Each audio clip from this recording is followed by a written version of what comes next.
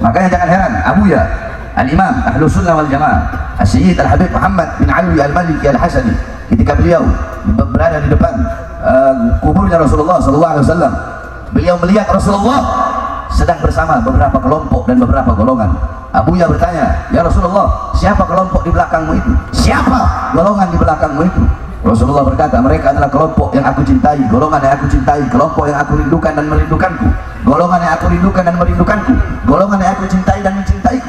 Siapa mereka ya Rasulullah? Kata Rasulullah, mereka adalah umat Islam Indonesia. Suprek. Mas Ashidi Idhasha Tashida. 5, 4, 3, 2, 1, and open the door. Assalamualaikum warahmatullahi wabarakatuh. Kembali lagi di Kenakali Channel. Bahar bin Smith adalah seorang tokoh kontroversial di Indonesia. Berikut beberapa hal yang umum diketahui tentang beliau. Habib Bahar dikenal sebagai seorang pendakwah yang karismatik dan memiliki banyak pengikut. Ceramah-ceramahnya seringkali viral di media sosial. Beliau juga seringkali menjadi pusat kontroversi karena pernyataannya yang dianggap provokatif dan menghina. Beberapa kali dia dilaporkan ke polisi atas dugaan kebencian dan kebencian. Habib Bahar memiliki pengaruh yang cukup besar di media sosial, terutama di kalangan pendukungnya. Penting untuk diingat bahwa persepsi masyarakat terhadap Habib Bahar sangat beragam. Ada yang sangat mengagumi beliau, ada yang sangat kritis, dan ada juga yang netral. Setiap orang berhak menyampaikan pendapatnya, termasuk Habib Bahar. Namun, kebebasan berekspresi juga memiliki batasan, yaitu tidak boleh melanggar hukum dan hak-hak orang lain. Penting untuk memeriksa fakta. Sebelum mengambil kesimpulan, sebaiknya kita memeriksa fakta-fakta yang ada dan tidak hanya mengandalkan informasi dari satu sumber saja. Jika Anda ingin mengetahui lebih lanjut tentang Habib Bahar bin Smith, saya menyarankan Anda untuk menyaksikan ceramah-ceramah beliau. Dengan demikian, Anda dapat menilai sendiri gaya dakwah dan isi pesan yang disampaikan. Contohnya di video ceramah Bahar ini tentang adanya tokoh yang melihat Nabi lalu berdialog dengan Nabi menanyakan siapa yang di belakang MU ya Rasul, lalu Rasul menjawab orang yang mencintaiku dan aku mencintai mereka, yaitu umat Islam Indonesia. Apa cerita-cerita seperti ini bisa dipercaya? Kalau memang dari dulu kaum Ba'alawi ini seringkali mengaku bertemu Nabi Muhammad, berinteraksi dengan Nabi, harusnya mereka punya kitab hadis yang paling sahih di dunia daripada imam-imam ahli hadis yang masyhur. Tapi gak ada satupun kitab dari Ba'alawi ini yang masyhur dan jadi rujukan umat Islam dunia, yang ada hanya cerita mimpi, kurofat dan kesaktian-kesaktian leluhur Ba'alawi yang tak ada tandingannya sejak manusia diciptakan. Masih banyak lagi cerita-cerita kurofat kaum Ba'alawi ini yang diklaim karomah oleh mereka. Membaca artikel-artikel berita yang membahas tentang beliau, hal ini akan memberikan Anda gambaran yang lebih lengkap tentang berbagai kontroversi yang melibatkan beliau. Mendengarkan pendapat orang-orang yang berbeda mengenai Habib Bahar, baik yang mendukung maupun yang mengkritik. Kesimpulannya, penilaian terhadap Habib Bahar bin Smith sebaiknya didasarkan pada informasi yang akurat dan analisis yang objektif. Ya udahlah, kita simak aja dulu videonya. Lihat bagaimana selepas wafatnya Nabi Muhammad. Ketika Nabi Muhammad wafat, ada sahabat yang mengangkat tangan dan berdoa, ya Allah, cabutlah mataku ya Allah, cabut mataku, bikin aku buta, cabut penglihatanku. Untuk apa aku melihat? Nabi Muhammad sudah tidak ada, maka aku tidak ingin lagi melihat selain melihat wajahnya Nabi Muhammad. Seketika itu juga Allah cabut penglihatannya sehingga dia buta. Saya mencari beberapa sumber termasuk menggunakan AI untuk menemukan kisah sahabat yang meminta matanya dibutakan. Ada dua artikel yang ditulis bahwa sahabat yang minta matanya dibutakan yaitu Sauban, tapi berbeda dengan kisah Sauban yang diceritakan Ustadz Adi Hidayat dan beberapa ustadz lainnya, bahwasanya justru Sauban yang lebih dulu meninggal daripada Nabi Muhammad. Jadi kalau cerita merujuk kepada Sauban tentu tidak sesuai. Ada lagi sahabat yang berdoa, ya Allah, cabutlah nyawaku ya Allah, untuk apa aku hidup? Nabi Muhammad telah wafat, cabut nyawaku ya Allah. Seketika itu juga Allah cabut nyawanya. Tidak ada sumber yang meriwayatkan kalau ada sahabat Nabi yang meminta dicabut nyawanya ketika Nabi meninggal. Karena dalam hadis Nabi juga mewasiatkan larangan untuk meminta kematian. Adapun yang meminta dicabut nyawanya adalah Nabi Idris karena penasaran dan sahabat Abdurrahman bin Auf karena tidak ingin menjadi khalifah. Bahkan dalam riwayat dikatakan, Ja'at imra'atun li Aisyah radhiyallahu anha, faqalat ya Aisyah, ikshifi li qabrin Nabi sallallahu alaihi wasallam. Ikshifi li qabrin Nabi sallallahu alaihi wasallam. Fakashafat, fadakhalat imra'atun, fabakat hatta matat. Ada seorang wanita datang kepada Sayyidatuna Aisyah. Dia berkata, wahai Aisyah, bukakanlah bagiku kuburnya Nabi Muhammad. Jadi saudara-saudara, bedanya kita dengan para nabi dan rasul. Ya, para ulama menjelaskan, nabi dan rasul itu di mana beliau wafat, di situ beliau harus dimakamkan. Rasulullah wafat di kamar Sayyidatuna Aisyah, maka di kamar itu juga beliau harus disemayamkan. Tidak boleh di tempat lain, tidak boleh dipindah. Jadi semua wafatnya di sini, ya di sini. Itu para nabi dan para rasul. Nah, kemudian Sayyidatuna Aisyah membuka pintu. Masuk, ini perempuan, dia melihat kuburnya Rasulullah, dia menangis di kuburnya Rasulullah sampai dia mati saat itu juga. Lagi-lagi saya tidak menemukan informasi terkait kisah wanita yang meminta izin Sayyidatuna Aisyah untuk berziarah ke makam Nabi lalu menangis dan meninggal saat itu juga.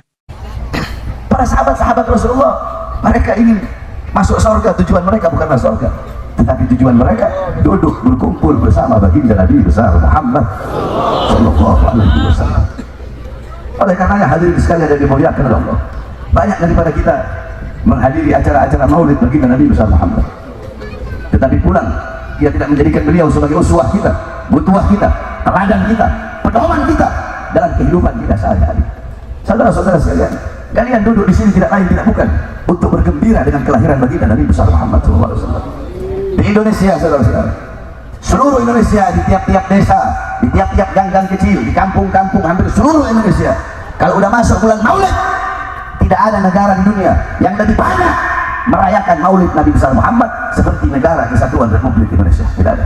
Makanya jangan heran, Abuya Al-Imam Ahlus Sunnah wal Jamaah As-Sayyid Al-Habib Muhammad bin Ali Al-Maliki Al-Hasani, ketika beliau berada di depan kuburnya Rasulullah SAW, beliau melihat Rasulullah sedang bersama beberapa kelompok dan beberapa golongan.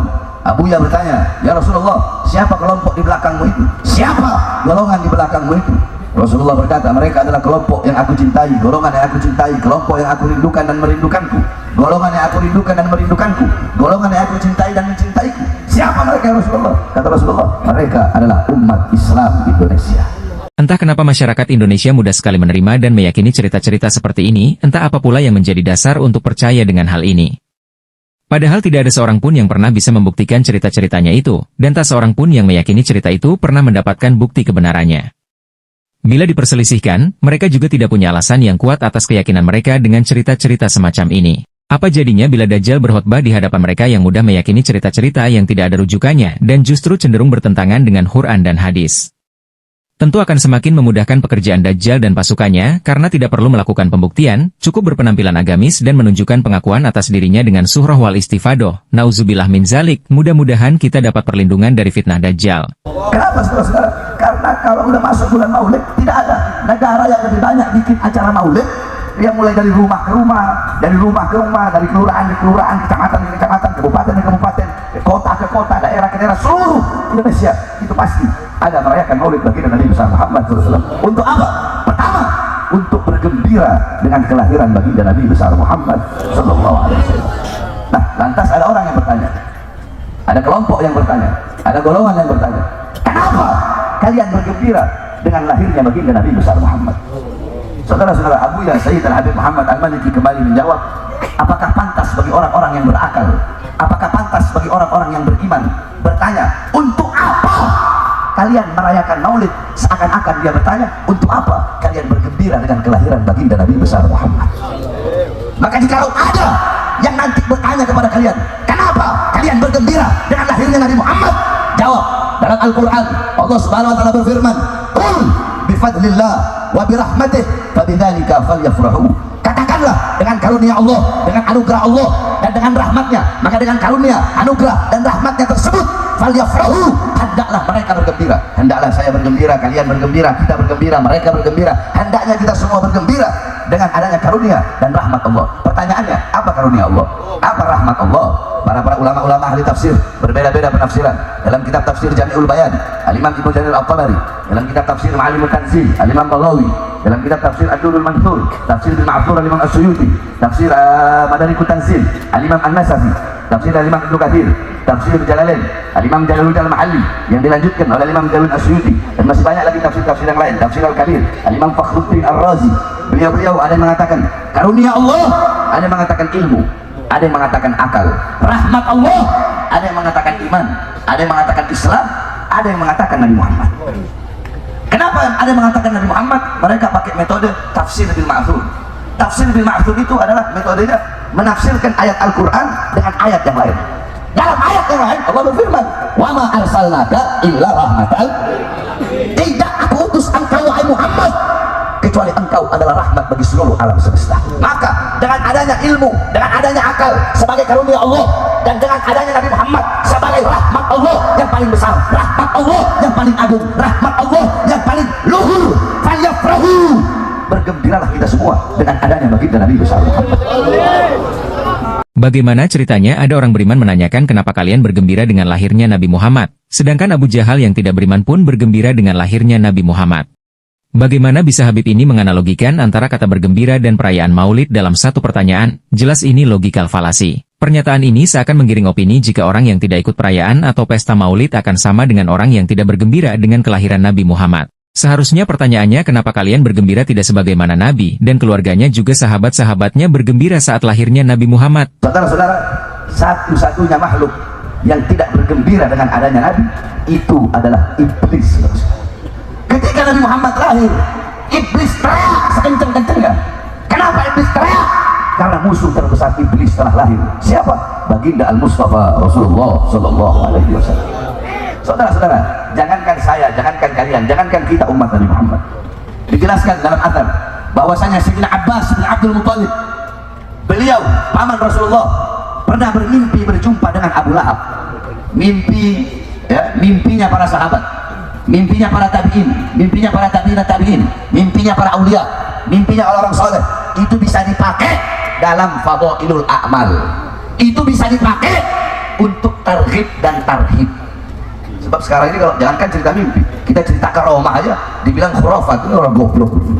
Seorang muslim tentu tidak menafikan yang namanya karomah, namun perlu diketahui bahwa karomah itu umumnya pertolongan Allah Subhanahu wa taala kepada hamba yang dikehendaki, dan biasanya karomah itu terbukti dengan saksi-saksi bahkan dengan ilmu pengetahuan. Karena karomah itu umumnya bersifat untuk kemaslahatan umat bukan sebagai ajang pertunjukan atau hanya cerita-cerita tanpa saksi dan hal yang bisa membuktikan.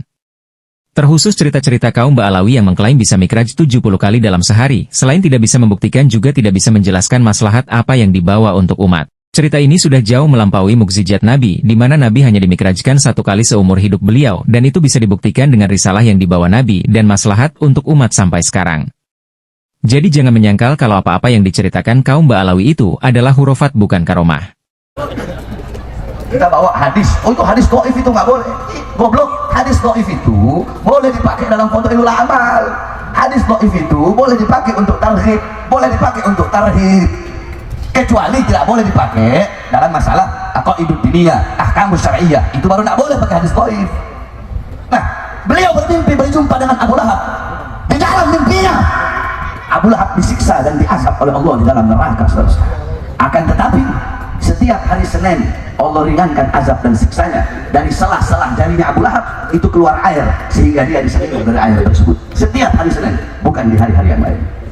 Nah, Sayyidina Abbas nanya, wahai Abu Lahab, kenapa Allah ringankan azab dan siksamu hanya setiap hari Senin, bukan di hari-hari yang lain? Apa kata Abu Lahab? Ya, dulu aku punya budak namanya Suwaibah. Suwaibah datang membawa kabar gembira akan kelahiran keponakanku itu Muhammad. Saking senangnya aku, saking gembiranya aku, adat istiadat orang Arab, kalau ada yang datang bawa kabar gembira, mereka pasti akan memberikan hadiah kepada orang yang bawa kabar tersebut. Nah, Suwaibah, budaknya Abu Lahab, bawa kabar kelahiran Nabi Muhammad, maka sebagai hadiah Abu Lahab memerdekakan Suwaibah. Karena aku memerdekakan Suwaibah, karena kegembiraanku, rasa bahagiaku, rasa gembiraku yang sesaat dengan lahirnya Muhammad. Karena itulah Allah ringankan azab dan siksaku setiap hari Senin. Itu Abu Lahab yang jelas-jelas mati dalam keadaan kafir. Bagaimana kalau kita umat Nabi Muhammad yang cinta kepada Nabi, yang rindu kepada Nabi, kalau kita berbahagia di setiap helaian nafas kita dengan lahirnya baginda Nabi besar Muhammad. Abu Lahab memerdekakan budaknya karena bergembira dengan lahirnya Nabi Muhammad. Harusnya ini sudah jadi jawaban atas pertanyaan yang disampaikan oleh Bahar tadi. Jadi cara bergembira dengan lahirnya Nabi Muhammad itu tidak harus mengikuti acara pesta maulid yang menghabiskan banyak waktu, tenaga, dan biaya tentunya, terutama biaya untuk honor pembicara seperti Bahar ini. Bayangkan kalau dana itu diberikan ke fakir miskin yang sering menahan lapar, yang sedang sakit dan tak mampu untuk berobat, yang tak punya tempat tinggal dan tak punya uang untuk menyewa, dan anak-anak yatim yang terabaikan, mana yang lebih bermanfaat dan lebih islami? Tulis jawabannya di kolom komentar. Rasulullah sangat piawai memperingatkan manusia bahwa lawan rohani mereka bukan musuh yang memakai senjata tajam, tetapi hawa nafsu yang melekat di dalam diri. Jalaluddin Rumi. Assalamualaikum warahmatullahi wabarakatuh.